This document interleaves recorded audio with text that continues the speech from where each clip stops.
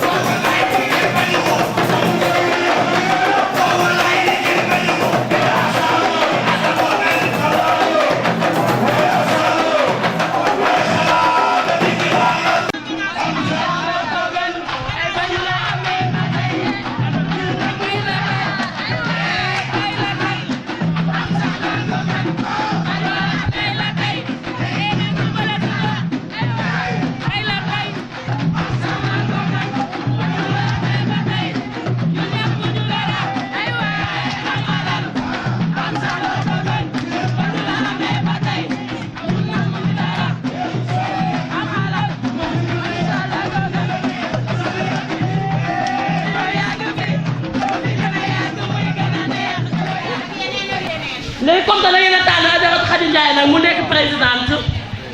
Khady Ndiaye dafa am lu mu bëgg a àndal ci liggéey bi ñu assister ko ku ci mel ne Ndeye Adama Diallo bu Yëmbal première vice-présidente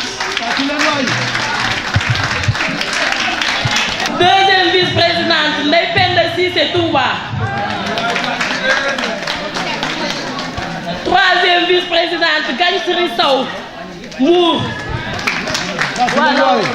Ah secrétaire général maa ngi nii man di ngeen ma tàcc ma adjoint kontaan naa si loolu Soxna Ndiaye bu Cambérène mooy deuxième vice-président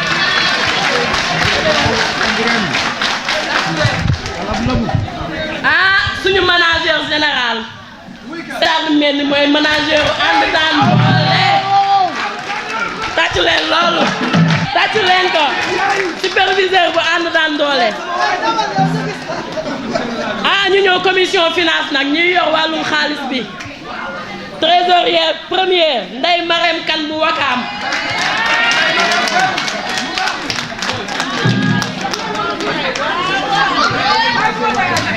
Sofietou Camara boo ci topp Sofietou Camara Sam Notaire Sofra troisième trésorière day nekk Fatou Touré Wakhinane Nimzatt ñu dem nag si wàllum wax mi ki yor wàllum wax mi Atta Ndiaye la ñu koy wax mu ngi nii Mam Fa Balla Ndiaye Wakhinane Nimzatt Omar Fall moo si topp les commissions d'organisation Oumy Gueye moo ko jiite Sam Notaire bu ñu jógee ci Oumy Gueye ñu teg ci Assou Fall Lawbe Yadd mu ngi organisation Ndeye Cissé mu ngi organisation Ndeye Cissé bu Wakhinane Nimzatt Oumy Ndaw Oumy Ndoye Cambérène Aminata Ndiaye stratégie et réflexion Maram Sarr Diouf si la bokk ana Maram Sarr Yacine mu Thierno Ndiaye si la bokk Anta Bousso si la bokk Signara Gueye si la bokk Maguette Sall bu Tivaouane Peulh si la bokk Yaama bu Thierno Ndiaye si la bokk Fan Ndiaye si la bokk commission jeunesse Mame Diarra Gomis présidente secrétaire am mooy Nassira Ndiaye wax naan Nimzaat en grosso modo bureau bi moo nekk noonu léegi nag commission yi ubbeeku na ku nekk commission boo bëgg a dugg nag da ngay wax comme ça ñu ajouté la foofu. action extérieure lay si moo ko jiite lay si Aminata Gueye bu yëmbal yaayu Nabi sama yaay ki Ndiaye moom lañ ci teg ci relation extérieure def naa jeex na képp ku bëgg a dugg commission rek nga ñëw ubbi nañ suñuy buntu pour ñëpp maa ngi nuyu ñëpp di leen jéggalu di leen baale ma bu baax. ndax préfet da koo soxla day former ñi nga xam dañoo war a siéger ci élection yi yàlla def nag ci guddi gi man avant may ñëw ñoom réglé nañu lépp bi ñu woowee Sarr daa woote fii yëkkati 200 000 joxe ni jëlal naa leen rafet kon Sarr merci beaucoup macha allah may nuyu suñu càmmiñu bopp muy kan bu deer kan kontaan nañ ci yow vraiment ndax tey mënoon nañu lu deer validé rek kan rejeté waaye rejeté woo dara da nga ciy sonn lool wàcc di leen coacher di leen teg ci yoon ba ku ñëw di leen formé waat formation boo xam ne yow waru la nga ñëw di leen formé waat sonn ci torop kon kan merci beaucoup maa ngi lay sant di la gërëm yow ak Cheikh ñun bi ñi nga xam ne yéen a yor liggéey bi macha allah kontaan naa torop di kontaan nag ci waa ànd daan doole di kontaan ci coordonnatrice yëpp li ma wax rek du ma noonu dama ne président dama bëgg nga joxal ma Khady Ndiaye auto campagne parce que gis naa taxawaayam dëgg naa waxam te lu ma wax dafa nuroo ko xam lan mooy développement lan mooy politique mu ne man mu ma boot lu may boot may nekk ci opposition parce que réew nguur gi moo ko yore te man ma yore ñoo xam ne dañuy soxla ndimbal dañuy soxla ñu ubbi leen bunt te ci nguur rek la ñu ubbil bunt rek lañ mën a fekk ay ndimbal ma xam ne école yi fu ñuy jàng ñun loolu la ñuy jàngal demul école peut-être mais xam na lan mooy dund ak askan lan mooy jiite ak sax en tout cas Khady maa ngay gërëm di la sant di la wax ne indi naa sa oto ak sa chauffeur caag bi mu ngi nii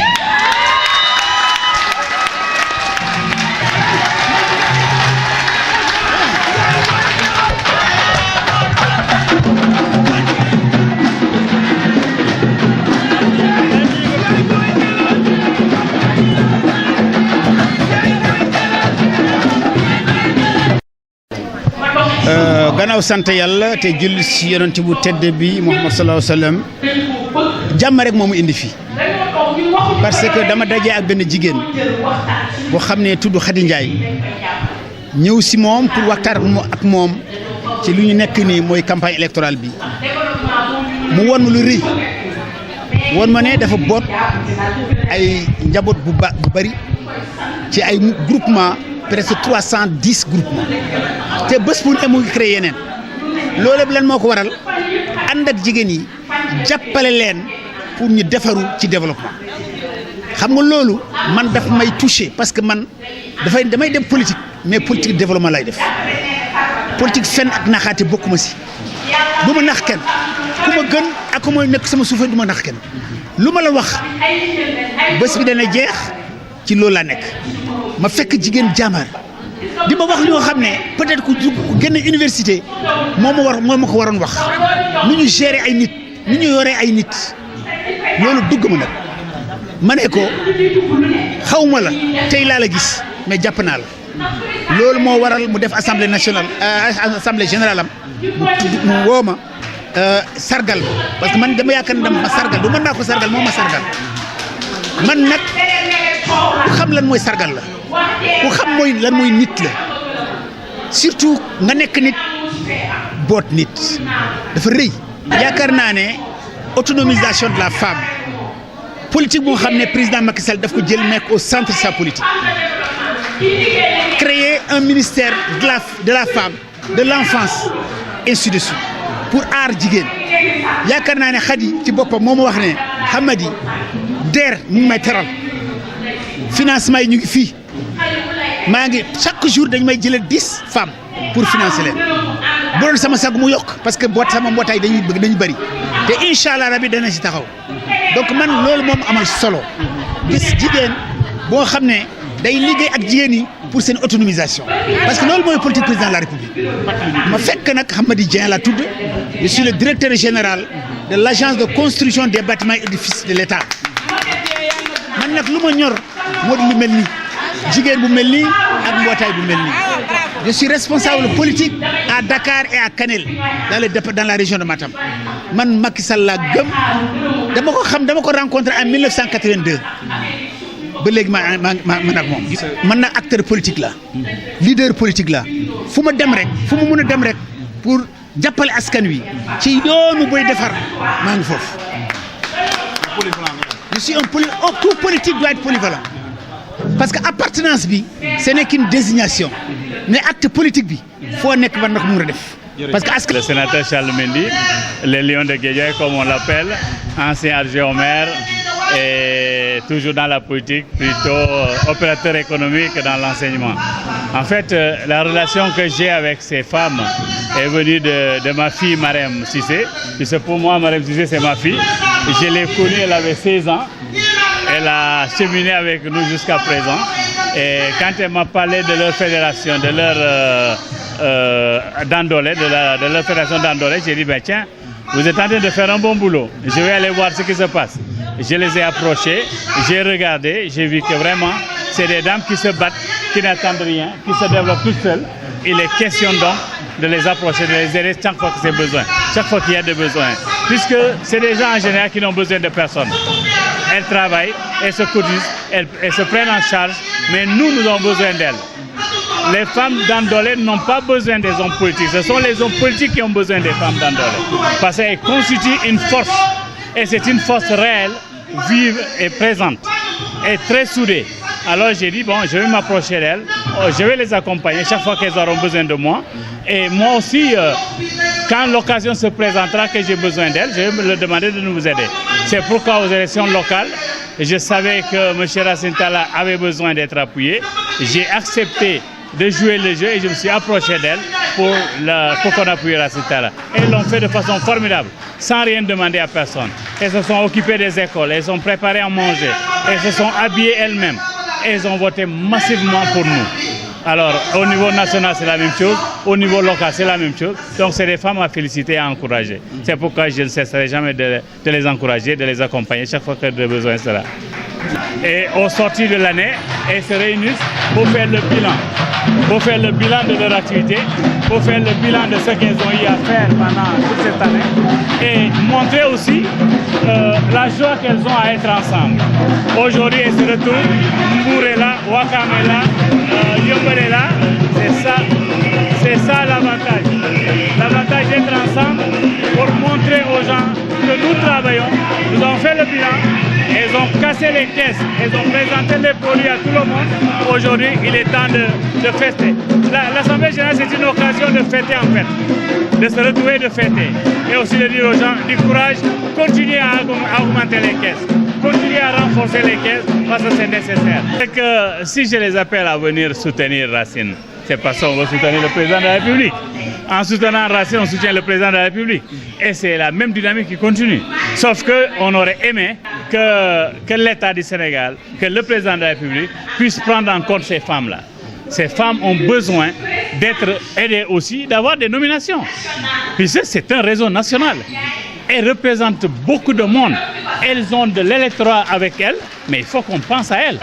Donc moi, si j'ai un plaidoyer à faire, c'est de dire que ces femmes, on doit se rappeler de ces femmes dans les institutions, les nommer quelque part, leur donner les moyens de ce qu'elles font, puisque quand il s'agit de faire des caisses, d'aller mettre une nouvelle caisse, elles se déplacent, elles n'ont pas de moyens, n'ont pas de véhicules, elles ont toutes les difficultés, il faut qu'elles prennent leur argent pour faire les déplacements. Et tout ça, la finalité du travail qu'elles vont faire, si elles viennent soutenir le président de la République, c'est le gain politique du président de la République. Je pense que ces femmes méritent d'être soutenues. waa ànd daan doole national bi yëpp man la Ndeye Marème Cissé secrétaire général bu ànd daan doole au niveau national et au niveau départemental. waa tey dañ doon def suñu assemblée générale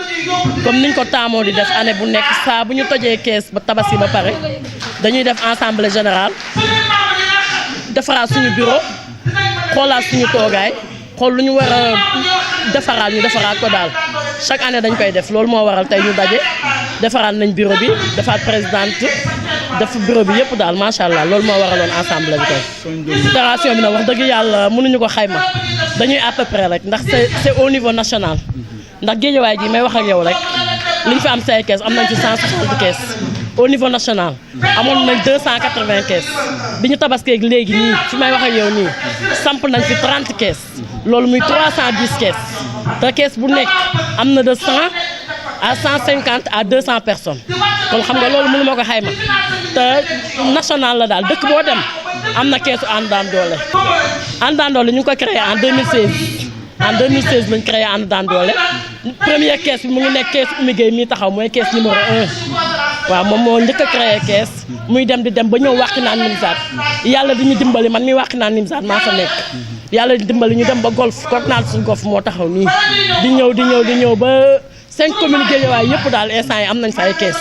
dekk nañ Mbour Touba maanaam daal c'est national c'est au niveau national ñu ngi fépp daal macha allah. coordinatrice yi moom dañ ko maintenir parce que boo déggee coordinatrice mooy koo xam ne ni moom lañ njëkk a sampal kees ci gox ba kooku mooy comme kii mooy kees numéro 1 mooy Oumy Gueye moom mooy coordinatrice femme notaire man maay kees numéro 1 presque mais dama am sama yaay bu ñuy wax Mame Fa Balla Ndiaye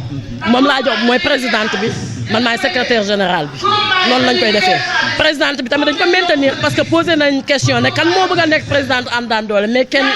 kenn postulé wul ñu maintenir secrétaire général tamit même chose dañ ko maintenir mais yeneen postes yi changé nañ daal am na yeneen personnage yu ñëw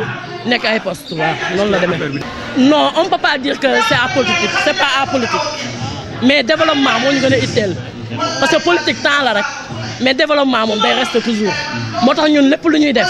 développement bi lañ ciy jiital moo ñu gën a itteel que politique dañuy politique nag parce que bu ñu gisee ku ñu mën a àndal liggéey ak yow dañuy liggéey ak yow mais développement bi daal moom lañ gën a favoriser daal moom lañ gën a jiital parce que sénateur Racine Talla bu gañee Wakhinane c'est grâce à ànd daan doole na Wakhinane Nimzatt ànd daan doole am na fa 36 kees te élection yi bu lool moom mii Wakhinane dañ koy boycotté yàlla xam na ne kon duñu votel APR waaye moom lañ xamul nuñ koy def ndax xaritu président la mais moom moo taxoon ñu dem jàppale Racine Talla ñu ànd ñoo Racine Talla de ñu xamuñu Racine Talla man Racine Talla musuma toog ak moom su ma àndee moom grâce à moom ndax koo xamul nu mu lay def nam la dafa tax sénateur nii fuñ ko woo muy guddi di bëccëg daf ñuy guddil li ñu bëccëgal di yàq alalam ci ñun di yàq tempsam ci ñun di yàq carburant ci ñun di ñu xalaat di ñu xelal di ñu xalaatal moo tax olof ne koo xamul nu mu lay na nga koy def nam la dafa tax sénateur ànduñoo ak moom ci politique ngor la ñu ànd ak moom ak teranga bu ñu ji moo tax fu mu ñu woon ñu wuyu ko fa fu mu ne ñu fii la foofu la ñuy dem bu soobee yàlla. ZTV 72, le Sénégal en image.